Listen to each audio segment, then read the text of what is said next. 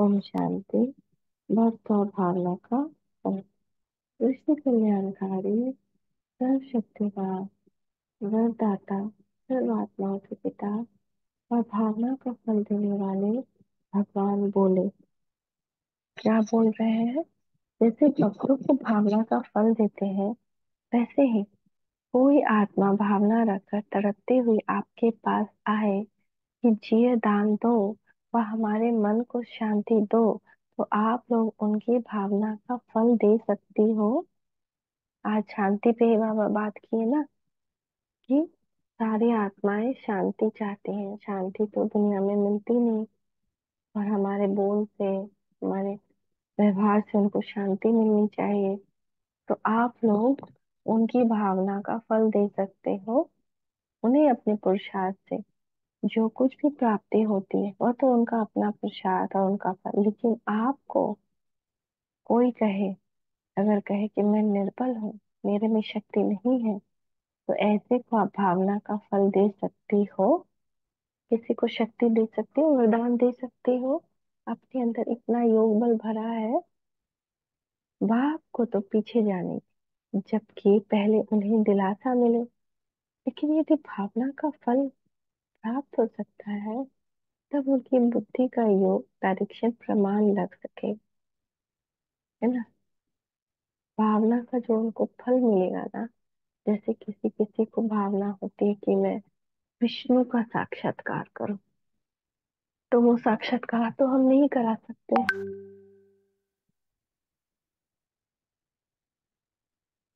क्योंकि साक्षात्कार की चाबी शिव बाबा के पास। लेकिन जो जिस चीज से बाबा ने हमको संपन्न किया है, गुण ज्ञान शक्ति, क्या हम ये भावना सबकी पूरी कर सकते हैं? जिसको शक्ति चाहिए उसको शक्ति दे सकते हैं। तभी तो वो गायन है ना, कि माताओं के पास या अष्ट शक्ति की प्रार्थना क्यों करते हैं? क्योंकि हमको उनसे शक्ति चाहिए ना। कहते हैं ना, 9वें दिन तक हम उपवास रखते हैं कि हम शक्ति दे दो माँ, शक्ति दे माँ, शक्ति दे, है ना। कितना गाते हैं, कितना गायन है। भगवत होकर पाए चलना, आए मदर दे। तो भगवान आज वही पूछ रहे हैं कि आप शिव शक्तियों के पास, जो अगर अभी कोई शक्ति मांगने आ जाए, तो क्या आप उनकी भावना का फल दे सकते हो? भक्त तो कई कई युगों से पुकार रहे हैं कि शक्ति दो, शक्ति दो, है ना। भक्ति दो, शक्ति दो, ज्ञान दो। कई आत्माएं, साधक आत्माएं ज्ञान की भी आ, आशा रखते, कई शांति मांगे, हे भगवान शांति कब मिलेगी मुझे, है ना। ऐसे बोलते हैं ना, तो बाप द्वारा, बाप को तो पीछे जाने में जबसे पहले उन्हें दिलासा नहीं, लेकिन यदि भावना का फल प्राप्त हो सकता है, तब उनकी बुद्धि का योग डायरेक्शन प्रमाण लग सकेगा। ऐसी भावना वाले भक्त अंत में बहुत आएंगे। एक है पुरुषार्थ करके पद पाने वाले, वह अंतिम आते हैं, लेकिन अंत में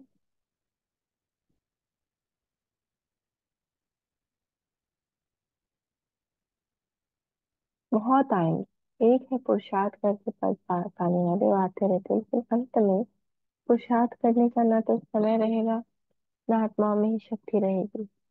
या अंत में जब बहुत ज्यादा विकराल स्थिति हो जाएगी, तो ना तो समय होगा कि उस वक्त हम भी पुरुषार्थ नहीं कर पाएंगे।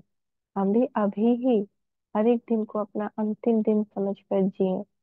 आज मेरा अंतिम दिन है, अगर हुआ तो क्या मेरे अंदर इतनी शक्ति जमा है जो मैं पूर्णता को प्राप्त कर सकूं? इतनी पवित्रता धारण की है कि अभी भी लौकिकता में खोए हुए हैं।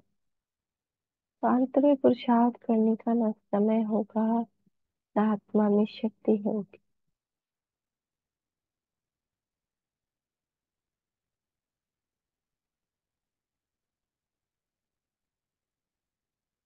है ना। तो अंत में क्या होगा? न तो समय होगा पुरुषार्थ करने का, ना आत्मा में शक्ति रहेगी। ऐसी आत्माओं को फिर अपने सहयोग से और अपने महादान देने के कर्तव्य के आधार से उनकी भावना का फल दिलाने के लिए निमित्त बनना पड़ेगा, है ना। भगवान से देने वाला फल तो भगवान है, लेकिन हमको निमित्त बनना है, यानी हमको अपने जो योग बल है उसके द्वारा उनको, वो उनकी भावना का फल देना। नहीं तो ये समझेंगे कि शक्ति द्वारा मुझे ये वरदान मिल रहा है। वो क्या समझेंगे कि हमारे, उनको दिखाई देगा हमारे नैनों से लाइट निकलता हुआ, और उस लाइट को फील करते करते सुख में खो जाएंगे और शरीर बन जाएंगे। तो उनको क्या मिल गया, वरदान मिल जाए, जो कहते हैं नजर से निहाल करना, एक दृष्टि हमारी पड़ेगी और वो शांति शक्ति से निहाल हो जाएंगे। जैसे बहुत तेज बिजली होती है तो स्विच ऑन करने से भी, जहाँ भी बिजली लगाते हैं उस स्थान के कीटाणु 1 सेकंड में खत्म हो जाते हैं। इस प्रकार जब आप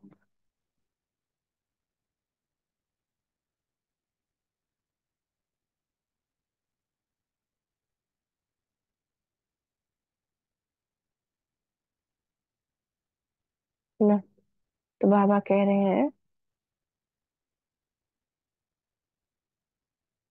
हम बिजली, जैसे बिजली का स्विच ऑन होता है, स्विच ऑन करते हैं और वहां पे कीटाणु 1 सेकंड में भस्म हो जाते हैं। इसी प्रकार आप आत्माएं अपनी संपूर्ण पावरफुल स्टेज पर हो, जो जैसे कि कोई आया और 1 सेकंड में स्विच ऑन किया, अर्थात शुभ संकल्प किया, अपना शुभ भावना रखिए कि इस आत्मा का भी कल्याण हो, यह संकल्प रूपी स्विच इसको ऑन करने अर्थात संकल्प की रचने से फौरन ही उनकी भावना पूरी हो जाएगी।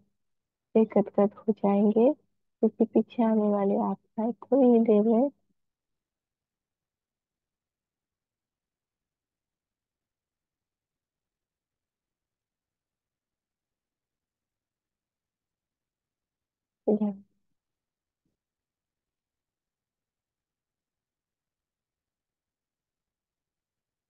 थोड़ी ही देर में ज्यादा राजी होंगी, समझेंगी कि सब प्राप्तियां हुई है ना। 1 सेकंड में उनको ये अनुभव होगा कि उनको सारी प्राप्तियां हो गई, क्योंकि उनका है ही कना दाना लेने का पाठ, थोड़ा ही उनको उनका पाठ है, तो उसमें वो बिल्कुल भरपूर महसूस करेंगे। उनके हिसाब से तो सब कुछ हो जाएगा।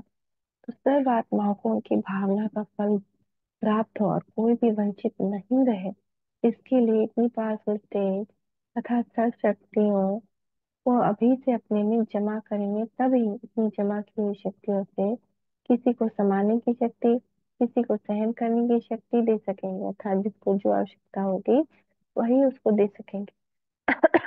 मान लेते हैं कि कोई बहुत बीमारी के दुख में है, सहन नहीं कर पा रहा है, तो कहता है ना कि हमको शक्ति दो माँ कि हम इस दुख को सहन कर पाए, मांगता है ना वरदान माँ से। तो हमारे सामने हमको आवाज सुनाई देगी, या वो हमारे सामने ही प्रकट हो जाएंगे। और जैसे हमको उनको एक दृष्टि में स्विच ऑन करने की स्पीड में उनको वो एनर्जी देनी है, तो इतना स्टॉक होना चाहिए ना। अभी हम सुबह में योग किए और दिन भर में रोते रोते टेंशन में गवा दिए, तो जितना कमाया नहीं उससे ज्यादा तो गवा दिया। तो अब किसी को हेल्प करना है अंत समय में, ये शक्ति का सुंदर पार्ट निभाना है, तो उसके लिए अभी से स्टॉक होना चाहिए ना। जैसे डॉक्टर के पास जैसे रोगी आता है, प्रमाण उसको डोज देता है, तंदुरुस्त बनाता है, इसी प्रकार आपको सर्व शक्ति अपने पास जमा करने का भी पुरुषार्थ करना पड़े। क्योंकि जिनको विश्व महाराजन करना बनना है, उनका पुरुषार्थ सिर्फ अपने प्रति नहीं होगा, अपने जीवन में आने वाले विघ्न और परीक्षाओं को पास करना वो तो बहुत कॉमन है। लेकिन जो विश्व महाराजन बनने वाला है, उनके पास अभी से स्टॉक भरपूर होगा, क्योंकि विश्व के प्रति प्रयोग हो सके। तो इसी प्रकार यहाँ भी जो भी विशेष आत्माएं निमित्त बनेंगी, उनमें भी सभी शक्तियों का स्टॉक अंदर अनुभव हो, तभी समझे कि अब संपूर्ण स्टेज की प्रत्यक्षता का समय नजदीक है। उस समय कोई याद नहीं होगा, दूसरे के प्रति ही हर सेकंड हर संकल्प होगा। अभी तो अपने पुरुषार्थ अपने तन के लिए समय देना पड़ता है, शक्ति भी देनी पड़ती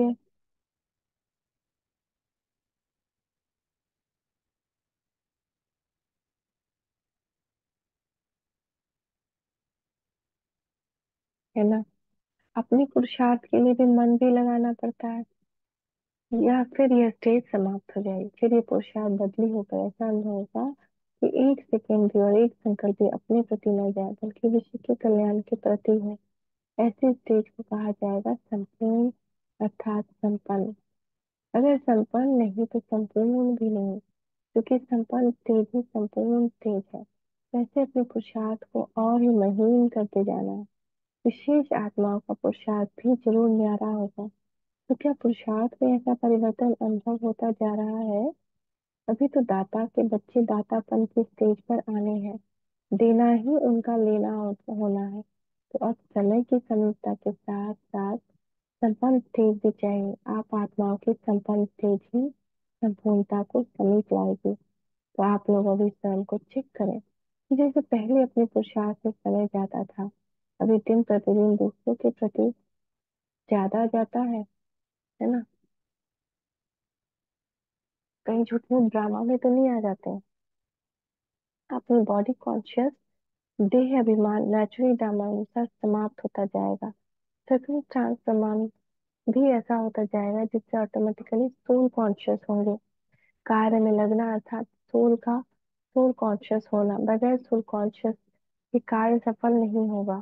तो निरंतर आत्माभिमानी बनने की स्वतः ही हो जाएगी। लेकिन कब? जब अभी से हमें एकदम प्रैक्टिस करें।